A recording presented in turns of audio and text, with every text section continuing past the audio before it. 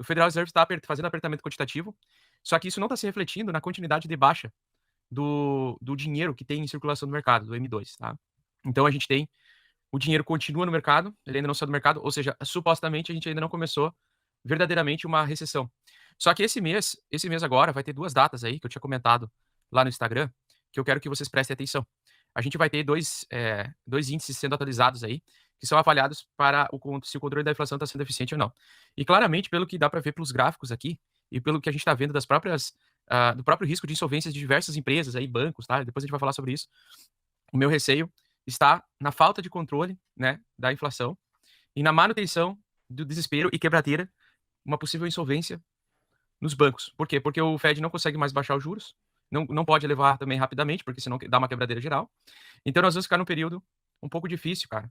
E eu tô assim com bastante receio dos próximos meses, por quê?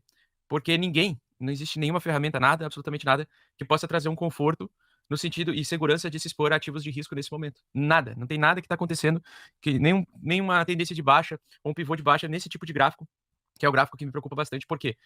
No dia, acho que é 12 de julho agora, tá? Acho que é no dia 12 de julho. Deixa eu ver aqui, ó. O dia 28 de julho vai sair o novo resultado do Produto Interno Bruto, o PIB, né? O resultado do PIB do segundo trimestre desse ano. O primeiro trimestre, como vocês já sabem, foi negativo, né? Esse, mesmo com todo esse apertamento quantitativo que está acontecendo, e vocês estão vendo claramente que não está saindo dólares do mercado, né? Porque senão o M2 já estaria atualizado apontando para baixo. Nós ainda nem começamos com o enxugamento monetário, e mesmo assim a gente teve um PIB negativo no primeiro trimestre. No segundo trimestre, se validar agora o segundo trimestre, o resultado sair agora do PIB, né, o Produto Interno Bruto dos Estados Unidos, em 28 de julho, tá? Se ele sair negativo, a gente vai estar pela primeira vez na história do Bitcoin experimentando uma recessão econômica global, tendo o Bitcoin como uma das ferramentas que surgiu depois do subprime americano. Então, o Bitcoin surgiu em 2009, né? Na verdade, o white paper dele foi lançado no final de 2008, acho que em novembro de 2008, e em janeiro de 2009 foi feita a primeira transação do primeiro bloco de Bitcoin, né? Foi gerado o primeiro bloco de transação do Bitcoin. Então, desde lá, a economia ela só se expandiu através do afrouxamento quantitativo, e a gente viu uma expansão do Bitcoin de subir mais de 9 milhões de por cento durante os últimos 12 anos, né? Porque nós estávamos no meio do período da expansão. Então, de forma inédita, a gente está na primeira vez que nós estamos num cenário de recessão, ou que provavelmente no dia 28 de julho desse ano, a gente vai ter o resultado do PIB do segundo trimestre consecutivo de baixa. Se ele cair uma pontuação que seja abaixo, ou seja, no próximo mês se atualizar, que seja um percentual abaixo desse aqui, já vai ser considerado que os Estados Unidos está em recessão. Hoje, a probabilidade de recessão dos Estados Unidos é de 80%, tá? Então, lá no passado, quando nós tivemos a recessão de 2008, eu até vou trazer aqui para vocês um pouquinho para trás aqui, nós tivemos meses antes, né? O risco de bear market antes da grande queda, antes da grande recessão, né? E a gente está tendo essa baita queda e ela não trouxe nem o pico, né? Ainda não apareceu nem o primeiro pico de risco de bear market, ou seja, sem dúvidas esse é o cenário de risco de bear market mais arriscado da história, que a gente conhece recentemente, né? E que pode superar outras recessões, tá? Bom, que nem eu falei para vocês, né? O Bitcoin, historicamente falando, quando nós tivemos elevação da taxa de juros em 2018 e 2019, ele reagiu negativamente, ou seja, ele teve uma queda de 84%. Acho que agora, até o momento, nós caímos, se eu não me engano, a gente caiu 75%, máximo, né, até agora. Só que a gente teve essa queda num cenário de incerteza, né? E justamente o problema é, a incerteza continua. Então a incerteza continua, a gente tem que ter estratégias diferentes à medida que nós temos tamanhos de mão diferentes. Eu sei que tem pessoas aqui que me seguem que tem um tamanho de mão pequeno, outras que me seguem que tem um tamanho de mão grande, acima de 100 mil, acima de 100 mil reais, e tem pessoas que são baleias, né, que tem mais de 1 milhão, vamos dizer, de reais. Pode ser que tem gente que acha que 1 milhão não é muita coisa, mas enfim, eu já considero 1 milhão, alguém conseguiu atingir o patamar de movimentar milhões, é um cara que já tem uma grana maior para cuidar. E eu sempre defendi a tese de que quando você tem pouco recurso, pouco dinheiro, o ideal é focar não na diversificação, mas você conseguir focar num ativo de mais assimetria, onde você consegue, com algum gerenciamento de risco básico, algum setup, por exemplo, a média de 8 semanal, né? Você consegue se expor com uma quantidade baixa e talvez conseguir se beneficiar de um movimento de expansão econômica.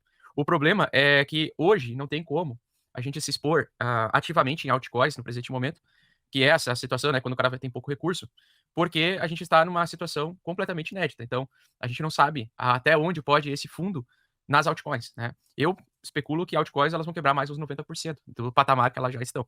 Então, tá todo mundo bastante preocupado, por quê? tu pede a opinião do Stormer, tu pede a opinião do Bo, tu pede a opinião de alguém que está mais tempo nos mercados, e eles estão vendo uma situação inédita tanto para eles, tá? Então, nós estamos praticamente vivendo história, tá? Até o ano passado não tinha guerra no meio, agora tem a guerra no meio. Então, a gente está numa situação bem complexa e que, para quem tem um capital maior, e até inclusive eu queria dizer isso, né? O que eu estou fazendo, né? Eu estou focando em diversificação em dólar nativo. Eu vou explicar por que não o USDC, por que não Tether. Estou focando em diversificação em dólar nativo, porque o dólar tende a continuar sendo comprado mais do que outros ativos no mundo todo.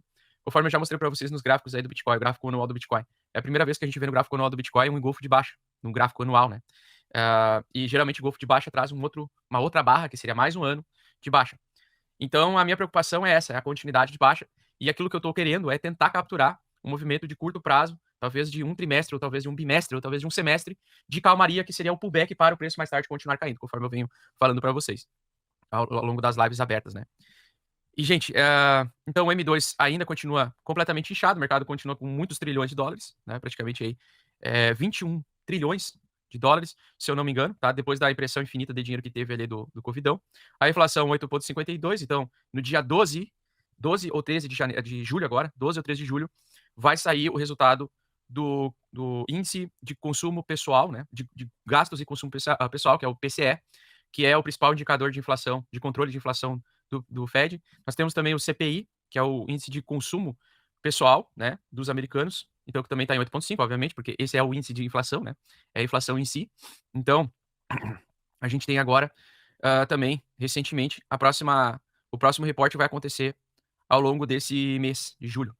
Então a gente vai ter que ficar em cima, infelizmente não tem para onde fugir, a gente vai ter que aguardar. O que mais me interessa é saber o PIB, porque o PIB baixo, um segundo trimestre consecutivo, que seria o nosso primeiro semestre desse ano, né? Resultaria em um indicativo de recessão global, recessão econômica, porque desde o acordo de Bretton Woods, lá em 1944, quando os Estados Unidos assumiu como o principal país de controle financeiro do mundo, né? Como o país responsável por toda a economia global, a gente tem, então, tudo que impacta nos Estados Unidos, inevitavelmente, vai impactar diretamente em toda a esfera econômica global. A gente sabe que um Bitcoin vale um Bitcoin, né? Independente se você comprou ele a 13 mil, ou a 12 mil, ou a 20 mil, um Bitcoin continua sendo um Bitcoin. Porém, para quem quer proteger o patrimônio, dinheiro, que é a capacidade de você comprar coisas, porque o Bitcoin, infelizmente, você ainda não consegue adquirir todos os bens e serviços da sociedade, você não consegue pagar a conta de luz com Bitcoin, certo? Então, se você tem que trocar os seus Bitcoins no momento ruim, no momento de pagar a despesa, né? Ou seja, aceitar a realização de um prejuízo de 70%, dependendo daí do valor que você comprou e adquiriu esses Bitcoins, é um problema.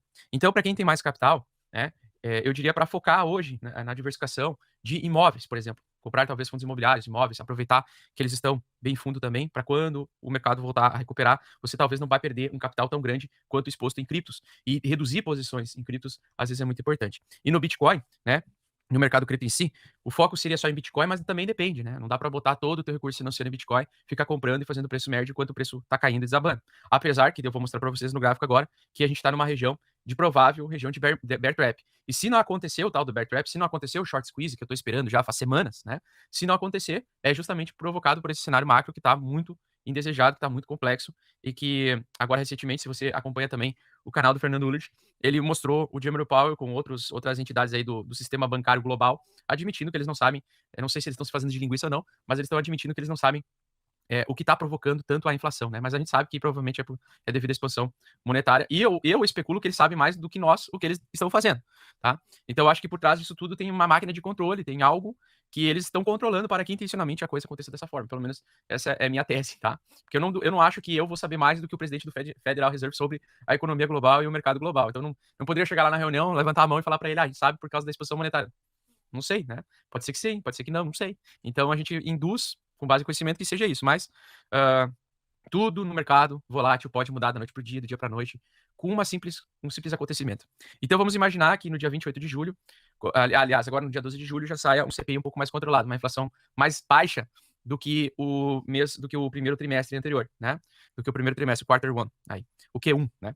Então vamos imaginar que o Q2 venha negativo também, mas venha menos negativo que o Q1 desse ano, tá? Que o resultado do PIB americano, do primeiro trimestre e do segundo trimestre. E a inflação também. Então, entre esses dia 12 e dia 28, vai sair esses dois indicadores principais. Se sair levemente controlado, ou seja, a elevação da taxa de juros em 0,7% percentual, no último mês, dá uma resultante de que o controle que o segundo trimestre fechou com um controle melhor, né, uma inflação menor do que a esperada, a gente pode ver os mercados tendo um short squeeze, que é uma alta violenta provocada por um fundo, né, ou uma compra temporária provocada pelo smart money rápido em compra e uma formação de fundo em 18 mil, que é o que eu espero ver, né? Eu não espero ver Bitcoin perder os 18 mil para esse ano. Pelo menos para esse ano eu não gostaria de ver, porque seria uma velocidade de queda muito rápida. E eu sei que quando as coisas melhorar, o elástico vai voltar rapidamente também. Porém, numa situação em que a gente começa a ver o preço bater 9 mil e voltar no máximo 20 mil, já é muito ruim para quem comprou bitcoins acima de 20 mil, como foi o meu caso. Então a coisa começa a ficar muito complicada. Tá? Então, para esse ano, eu ainda espero que as coisas, que aconteça alguma melhoria e que tenha esse resultado através de uma diminuição dessa pancada que a gente vem tendo mês após mês nos últimos 8 meses, os últimos 8, 7 meses, né? Em algum momento o mercado precisa respirar. Então, pessoal, o que eu quero dizer é o seguinte: para não se arriscar demais a uma quebradeira geral, tá? Quem tem mais capital já deveria focar em diversificação. E quem tem menos capital deveria talvez proteger o seu patrimônio com o pouco que tem. Mas na minha visão ainda não é o momento de se arriscar e de ir de cabeça com tudo dentro desse contexto ruim, né?